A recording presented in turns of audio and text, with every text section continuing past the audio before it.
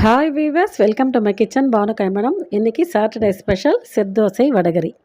Hotel ஸ்டைலில் இல்லாமல் நம்ம ஹோம்மேட் ஸ்டைலில் லெஃப்ட் ஓவர் ரைஸை வச்சு செட் தோசைக்கு மாவு அரைக்க போகிறோம். இந்த வீடியோவில் நான் சாதம் போட்டு எப்படி செட் தோசைக்கு மாவு அரைக்கிறேன் அப்படிங்கிறத காமிச்சிருக்கேன். வீடியோவை ஸ்கிப் பண்ணாமல் ஃபுல்லாக பாருங்கள்.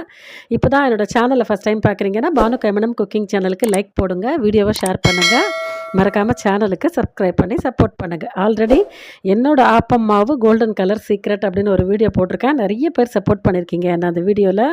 அதே மாதிரி தான் இந்த செட் தோசைக்கும் எப்படி மாவு அரைக்கிறது அப்படின்னு காமிச்சிருக்கேன். இப்போ நீங்கள் பார்த்துட்ருக்கிறது மொதல் நாள் நைட்டு வடித்த சாதம். இதை நீங்கள் ஃப்ரிட்ஜில் எடுத்து வச்சுட்டிங்கன்னா அந்த மாதிரி உதிர் உதிராக இருக்கும். மார்னிங் நீங்கள் அரிசி உளுந்து ஊற வைக்கும்போது இந்த சாதத்தையும் தண்ணியில் போட்டு வைக்கலாம்.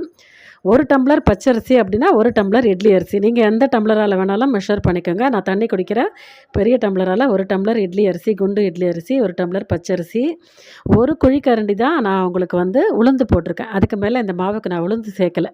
1 டேபிள் ஸ்பூன் வெந்தயம். உளுந்து ரொம்ப ரொம்ப கம்மியாக போட்டால் போதும். எதுக்காகன்னு பார்த்தீங்கன்னா நம்ம வடித்து சாதம் ஆட் பண்ணி அரைச்சிருக்கோம். அதனால் நீங்கள் உளுந்து ரொம்ப ரொம்ப கம்மியாக போடுங்க. 1 குழிக்கரண்டி உளுந்து மட்டுமே 2 டம்ளர் அரிசிக்கு நான் சேர்த்துருக்கேன். சாதம் பார்த்தீங்கன்னா நல்லா ஒரு நார்மல் டிஃபன் பாக்ஸ் சைஸ், ஒரு டிஃபன் பாக்ஸில் ஒருத்தர் லஞ்ச் கொண்டு போவாங்க பார்த்தீங்களா, அந்த அளவுக்கு சாதம். உதாரணத்துக்கு ஒரு பேசின் சாதம், இல்லைனா உங்கள் கையால் பெரும்பொடியாக 2 கைப்பிடி சாதம் போட்டுக்கோங்க.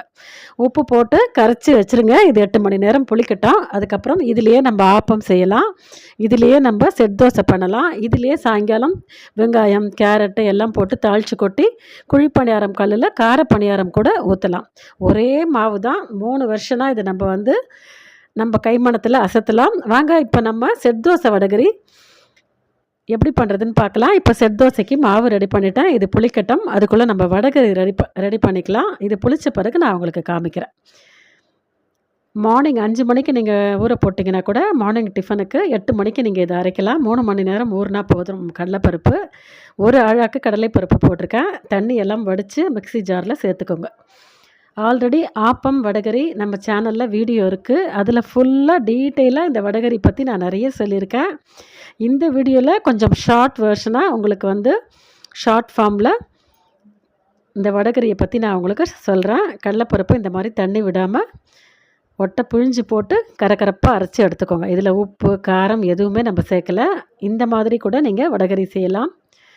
எண்ணெய் நம்ம தாளிக்கும் போது அதிகமாக வச்சுக்கலாம். இப்போ இட்லி பானையில் தண்ணி விட்டு அடியில் அது கொதித்த பிறகு சொட்டு எண்ணெயை இட்லி குழியில் தடவிட்டு இந்த பருப்பை நம்ம உருட்டி வச்சு வேக வச்சுக்கலாம். இந்த மாதிரி ஆவி கட்டி கடலை பருப்பை நம்ம உதிர்த்து செய்யும்போது எண்ணெய் ரொம்ப ரொம்ப கம்மியாகும். அதுதான் நம்ம ஹெல்த்துக்கு ரொம்ப நல்லது.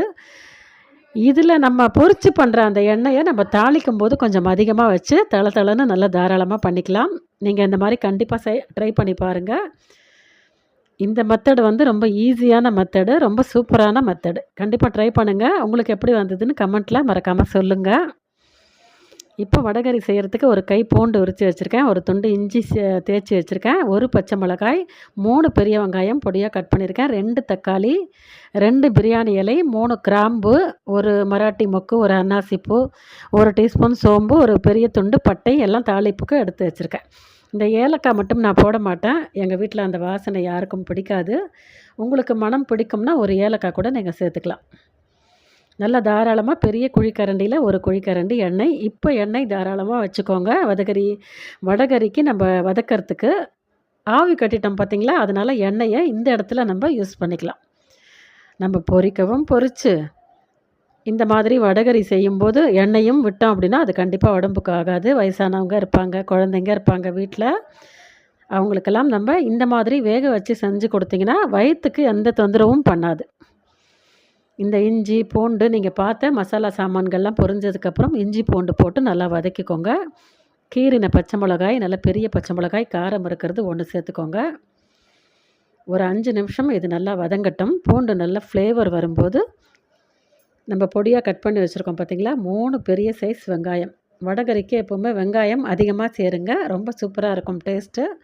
நல்லா பொடியாக கட் பண்ணி 3 பெரிய வெங்காயம் சேர்த்துருக்கேன். நல்லா வதக்குங்க, ஒரு கண்ணாடி பதம். இது நல்லா வதங்கி வரட்டும். சுருளை வதங்கி வந்ததுக்கப்புறம் நம்ம நறுக்கி வச்சுருக்கிற தக்காளி சேர்க்கலாம். இப்போ இது வதங்கி வரத்துக்காக கொஞ்சமாக கல்லுப்பு, துளியோண்டு கல்லுப்பு இப்போ சேர்க்குறேன். மீதி உப்பு நம்ம வடகரிக்கு சேர்த்துக்கலாம் வடகரி செய்யும்போது. வெங்காயம் வதங்கிடுச்சு எனக்கு. இப்போ தக்காளி 2 தக்காளி பொடியாக கட் பண்ணி வச்சுருக்கேன். அதையும் சேர்த்து நல்லா வதக்கிக்கோங்க. இந்த வீக்கெண்டு சாட்டர்டே சண்டேனாலே ஏதாவது டிஃப்ரெண்ட்டாக தான் கேட்பாங்க வீட்டில். நான் பார்த்தீங்கன்னா சோடாவோ அவலோ தேங்காயோ எதுவுமே இந்த செட் தோசை மாவில் வைக்க மாட்டேன். ஆப்பம் மாவும் உங்களுக்கு அப்படி தான் நான் அரைச்சி காமிச்சேன். லெஃப்ட் ஓவர் ரைஸ் சாதம் மட்டும் வீட்டில் பாழ் பண்ணவே கூடாதுங்க. சாதத்தை கொட்டினாலே எங்கள் அம்மாவுக்கு பிடிக்காது. ஒரு சிட்டிகை மஞ்சப்பொடி, இந்த ஐஸ்கிரீம் சாப்பிட்ற ஸ்பூனால் 2 ஸ்பூன் வரமிளகாய் பொடி. இது நல்ல காரமாக இருக்கும். ஒரு பச்சை மிளகாய் வேறு போட்டிருக்கோம். அதனால் நான் 2 ஐஸ்கிரீம் சாப்பிட்ற குட்டி ஸ்பூனால் 2 ஸ்பூன் வரமிளகாய் பொடி. உதாரணத்துக்கு 1 டீஸ்பூன் வரமிளகாய் பொடி, 1 சிட்டிகை கலருக்கு மஞ்சப்பொடி சேர்த்து நல்லா வதக்கிக்கோங்க. அம்மா சொல்லுவாங்க சாதத்தை வேஸ்ட் பண்ணக்கூடாது, அன்னலக்ஷ்மி வந்து நம்மளை விட்டு போயிடும். அரிசி களையும் போது பார்த்துங்க கூட அந்த விரல் எடுக்க வழியாக அரிசி போகாமல் அரிசி களையணும்னு சொல்லுவாங்க. தானியலக்ஷ்மி வந்து கழநீரோடு போயிடும் அப்படின்னு சொல்லுவாங்க. அந்த மாதிரி நம்ம சாதத்தை மட்டும் வேஸ்ட் பண்ணவே பண்ணாதீங்க. உணவே இல்லாமல் நிறைய பேர் தவிக்கிறாங்க இந்த உலகத்தில். அதனால் கூடுமான வரைக்கும் இந்த மாதிரி எதுலெல்லாம் சேர்த்து நம்ம சமைச்சு சாப்பிட முடியுமோ அது மாதிரி சமைச்சு சாப்பிடுங்க. இந்த மாவு மிக்சியில் அரைச்சிருக்கேன்.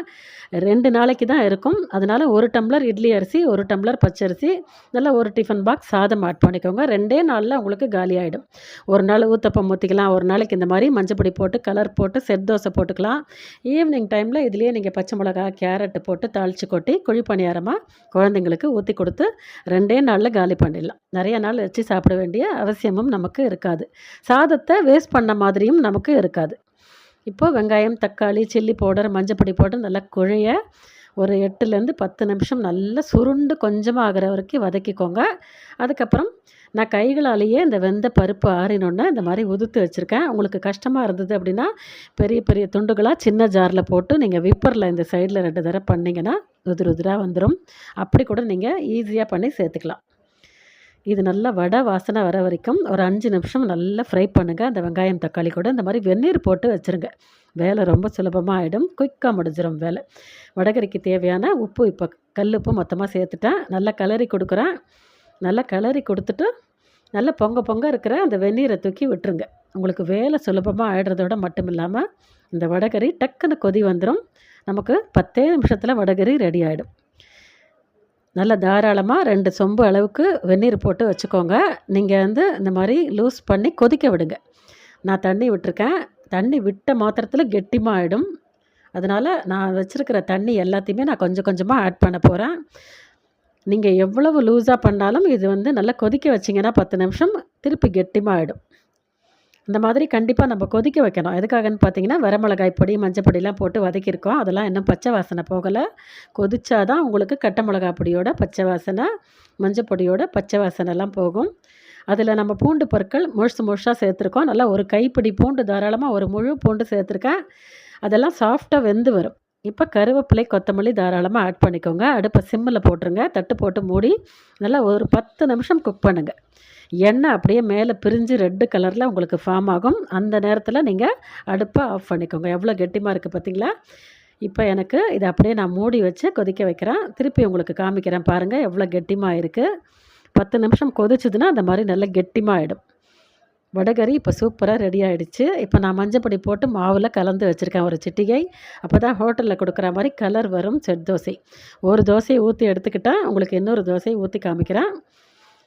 அப்படியே சுற்றி நல்லெண்ணெய் விட்டுக்கோங்க. நல்லெண்ணெயில் செய்யும்போது ரொம்ப வாசனையாக இருக்கும். நம்ம போட்டிருக்கிற வெந்தயம் தான் இதுக்கு ப்ரிசர்வேட்டிவ். நம்ம போட்டிருக்கிற சாதம் தான் இதுக்கு சாஃப்ட்னஸ் கொடுக்கும். அவலுக்கு பதில் சாதம் சேர்த்துக்கோங்க. நம்ம சாதம் சேர்த்து அரைச்சி செஞ்சாலும் இந்த மாதிரி உங்களுக்கு ஓட்டையாக ஜம்முன்னு விடும். ரொம்ப சூப்பராக சாஃப்டாக இருக்கும். நீங்கள் அவல் போட்டு அரைச்சிங்கன்னா எவ்வளோ சாஃப்டாக இருக்குமோ அதை விட சாஃப்டாக இருக்கும் சாதம் போட்டு அரைக்கும்போது. கண்டிப்பாக சாதம் போட்டு மிக்சியில் அரைச்சி நான் சொன்ன மாதிரி செட் தோசை இந்த மாதிரி செஞ்சு பாருங்கள். ரொம்ப பிரமாதமாக இருக்கும். ஓகே வீவர்ஸ், வீடியோவுக்கு ஒரு லைக் போடுங்க. ஃப்ரெண்ட்ஸ் அண்ட் ரிலேஷனோட ஷேர் பண்ணுங்கள். மறக்காமல் நம்ம பானு கைமணம் குக்கிங் சேனலை சப்ஸ்கிரைப் பண்ணி சப்போர்ட் பண்ணுங்கள். தேங்க்ஸ் ஃபார் வாட்சிங்.